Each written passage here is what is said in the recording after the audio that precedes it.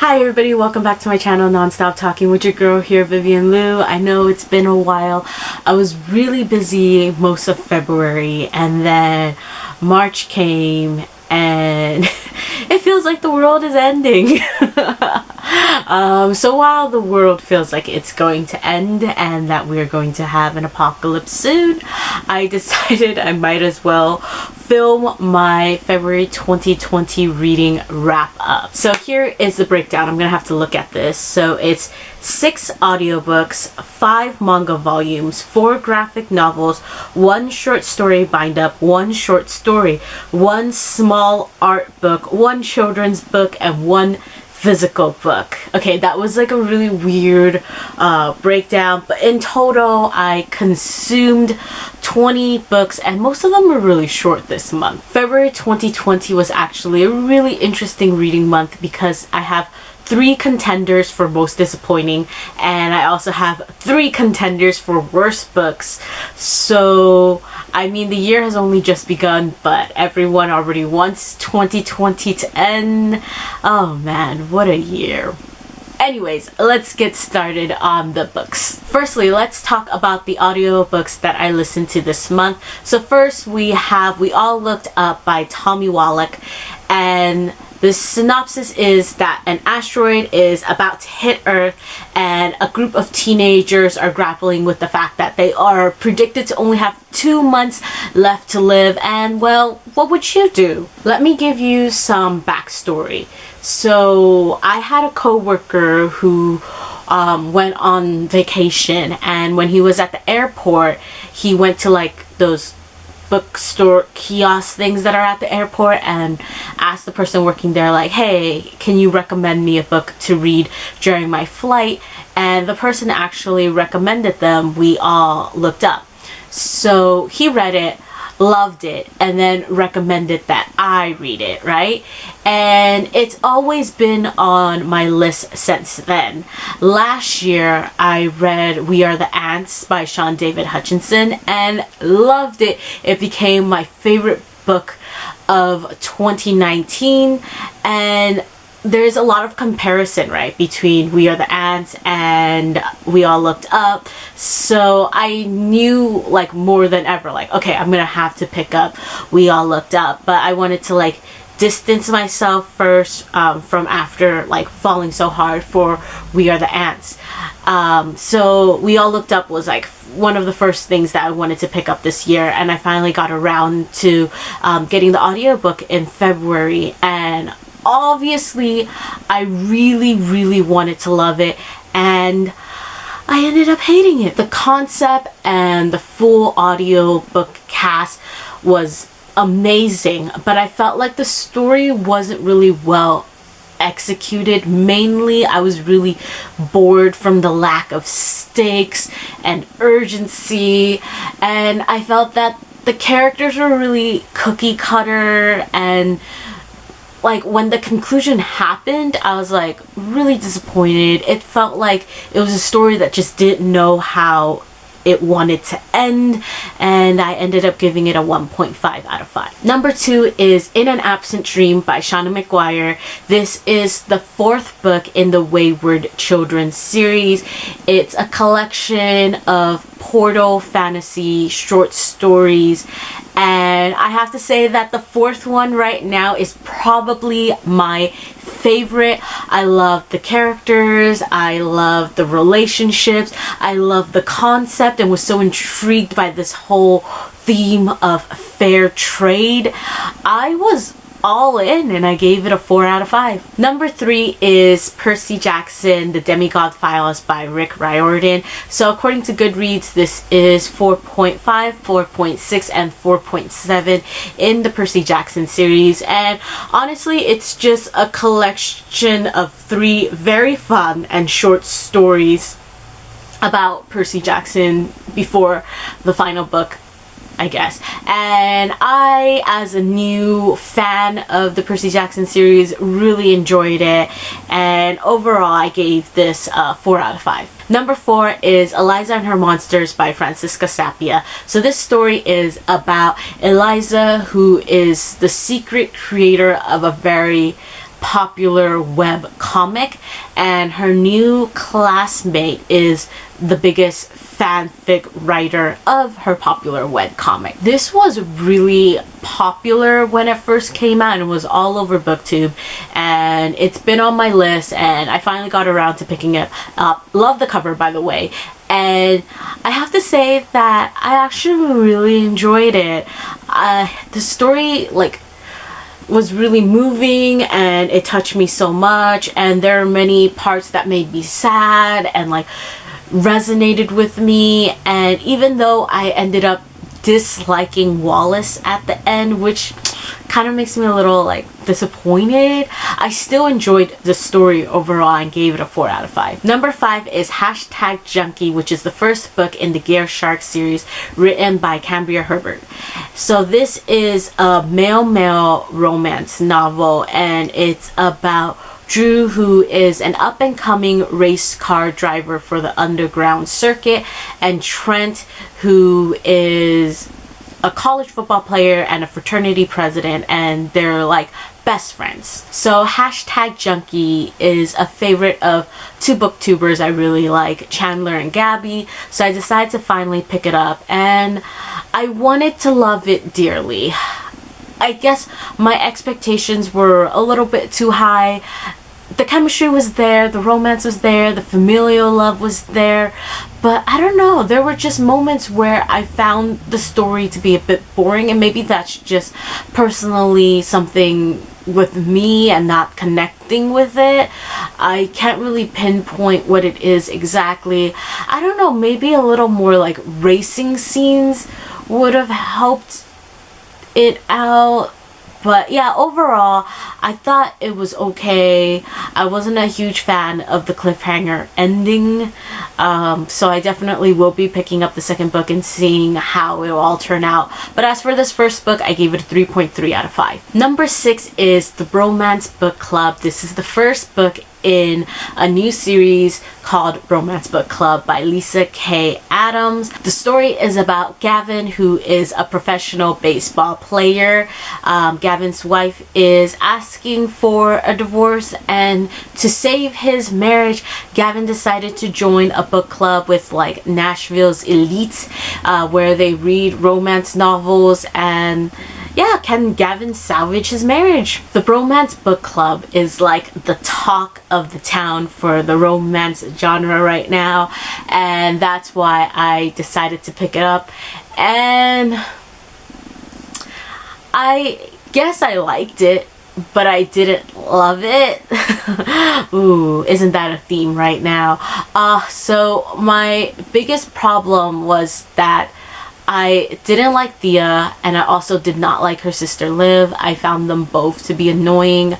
I thought the marriage was very imbalanced and made it seem like Gavin was more at fault, or the worser one in this situation. But I felt like they were both equally at fault. And yeah, I just didn't really care for the main couple and whether they saved their marriage or not. I did like that this book did show that marriage isn't perfect and it's something that you have to work on, and I appreciated that message. And I like the 2 little daughters, but all in all, 3.3 out of 5. That's it for the audiobooks. Moving on, we're going to talk about manga. So at number 7 is Volume 1 of Happy Marriage by Maki and Joji. The story is about the arranged marriage between the company president and a female employee, and I actually totally forgot I read this manga in the past. What had happened is that currently I am watching the live action for An Incurable Case of Love, and I'm loving every minute of it. It's so adorable, it's so precious, and I highly recommend you go watch this J-drama ASAP. It'll just breathe. I don't know, sugar into your life. So yeah, so I was looking at my library app to see if there was the manga, so that I could read the manga while simultaneously watching the live action. Sadly, my library app does not have that manga, but it does have Happy Marriage, which is written by the same mangaka. So I picked up the first volume, and it was actually a really solid introduction. It like got me super interested, and I wanted to pick up the second volume, but sadly only the first volume is available on my library app right now. But as for the first volume, enjoyed it, gave it a 3.8 out of 5. Number 8 is Orange, the Complete Collection Volume 1 by Ichigo Takano. This is about Naho, who receives a letter from her future self telling her that she needs to protect the new transfer student Kakeru. Orange was a huge hit when it first came out, and it's always been on my list. There's even a live action, and depending on how I feel about the rest of the manga series, I might watch the live action. Right now my library app only has the first volume, but this first volume was actually pretty good. I've always held off on reading and watching Orange just because I thought that it might be too sad for me to handle, because it does deal with the topic of suicide. So I finally was like, you know what, let's do it, and I did, and it was good, but I think maybe I prepped myself too much for the sadness that has yet to come. But yeah, I ended up giving it a 3.8 out of 5. Number 9 is The Ancient Magnus Bride Volume 3 by Kore Yamazaki. So I've already explained the synopsis when I talked about Volume 1, and I still find the art very stunning, but I'm not really connecting with the story as much as I would like. I felt like the plot itself isn't really pulling me in. I gave volume 3 a 3.5 out of 5, but I think I might be taking a short break from The Ancient Magnus Bride and then seeing how I feel and whether I still want to pick up volume 4 or not. 10 and 11 is Hanakimi's volume 8 and 9 by Hisaya Nakajo. I've talked about this previously, how I'm kind of slowly rereading childhood manga favorites, and Hanakimi is definitely one of them. It's holding up really well. I gave volume 8 a 3.8 out of 5 and volume 9 a 3. Honestly, this rereading process has been so much fun, and this is one of the most solid childhood faves. That's it for the manga. Moving on, we go into graphic novels. So at 12 we have Sunstone Volume 1. I won't be able to say this name, but maybe you can read it on the cover and teach me. In short, this is a story about two women who engage in a BDSM relationship. All in all, I love the art, but I couldn't get into the story. I thought it would be like super interesting and erotic, but it really wasn't for me, and I also thought it was a little dialogue heavy, and I ended up giving a 2 out of 5. And yeah, I don't think I would be continuing on with this series. Next, number 13 is They Called Us Enemy by George Takei. This is a graphic novel memoir about George Takei's life, particularly during his childhood, when he was one of the many Japanese Americans who were placed in the internment camps by the US government during World War II. This is American history, and history is repeating itself again, sadly. I love George Takei and I respect him a lot. I was really excited to finally pick up this graphic novel of his. It reminded me a lot of the information I've previously learned visiting the Japanese American Museum and taking a few like Asian American study courses. So I think for me, I wish it could have been longer and had maybe like some slightly new information, but that's just for me. Also, the story is a little non-linear, and I don't know, maybe I'm just stupid, but I think I would have personally preferred it to be more linear. The story is also like really hopeful about American democracy, and I don't know, maybe I'm just jaded, but I think it should have like challenged it a bit more. All of this stuff is like just very like me, personal, like, you know. As for the graphic novel, I like would highly recommend it. I think it's super awesome and everyone should read it, and I gave it a 4 out of 5. Number 14 is Tell Me It's Real by TJ Klune. So I picked up the graphic novelization of the book Tell Me It's Real, and this is a male-male romance about Paul, who is 30, overweight, and working at a dead-end job. He has low self-esteem and doesn't think that he will find love. Enter Vince Taylor, who is sexy, confident, and just relentlessly pursuing Paul. This was drawn in Korean manhwa style. The artist kept the onomatopoeias in Korean, and there was English translation for it on the side, which I found really endearing. I've never read the actual book, but after reading this graphic novel, I kind of want to pick up the actual book. This story is like actually like super cute and funny, and then it like takes a turn into sad town, and I wasn't expecting that, but it was like really well done. I do think that the graphic novel condenses the story, and there are some like low periods, but it wasn't like anything bad. Truthfully, I wasn't the biggest fan of the art style, but that's just me. Also, I do think that the physical, like, because I have the physical copy and that's the one that I read, like, I don't know, the size is a little weird to hold, but once again, it's not really a big deal. Overall, I enjoyed it. I loved the chemistry and Paul's family and gave it a 4 out of 5. Number 15 is Boxer, which is volume 1 of The Boxers and Saints by Jean Luen Yang. Man, Jean Luen Yang, I loved his American-born Chinese and have been meaning to pick up more of his stuff, but Boxers was not for me.